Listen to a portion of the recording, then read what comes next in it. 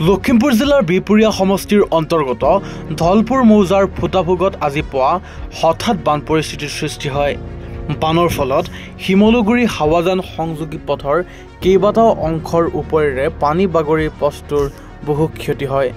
পথৰ কাষে কাষে সংস্থাপিত কৰা জলজীৱন আঁচনিৰ পাইপৰো বিস্তাৰ ক্ষতিসাধন কৰে বানে। অৰুণাচল প্ৰদেশত হোৱা প্ৰবল বৃষ্টিপাতৰ ফলত পাহাৰীয়া খৰছটা চেঁচা নদীৰ জলপৃষ্ঠ ফেনে ফুটুকাৰে ওফন্দি উঠি ইয়াৰ নিকটৱৰ্তী গাঁওসমূহ প্লাবিত কৰি তোলে। চেঁচা নদীৰ বানত কেইবাখনো বিদ্যালয়, স্বাস্থ্য উপকেন্দ্ৰ, মানুহৰ আৱাসস্থলী, মীন পালনৰ ক্ষেত্ৰ, কৃষিভূমি আদি জলমগ্ন কৰি তোলাত ৰাইজৰ বিস্তাৰ ক্ষতিসাধন হয়।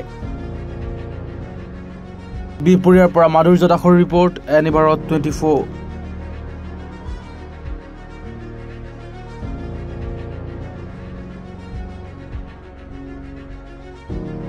অভিনয় কৰাৰ হেঁপাহ আপুনিও পুহি ৰাখিছে নেকি? আপোনাৰ অভিনয় কৰাৰ অভিজ্ঞতা নাই? কোনো কথা নাই। আপোনাৰ বাবে আহিছে সোণালী সুযোগ। 29 ছেপ্টেম্বৰত দিনৰ 9 বজাৰ পৰা নিশা 8 বজালৈ বলিউড তথা হলিউডৰ চিনেমাৰ বাবে অডিশ্যন হ'বলৈ গৈ আছে গুৱাহাটীৰ কাহিলীপাৰাস্থিত জ্যোতি চিত্ৰবনত। 5 বছৰ বয়সৰ পৰা 17 বছৰ ব্যক্তিয়ে কৰিব পাৰিব অংশগ্ৰহণ। পঞ্জীয়ন হ'ব বিনামূলীয়া। নিৰ্দিষ্ট ৱেবছাইটত কৰিব পাৰিব আবেদন।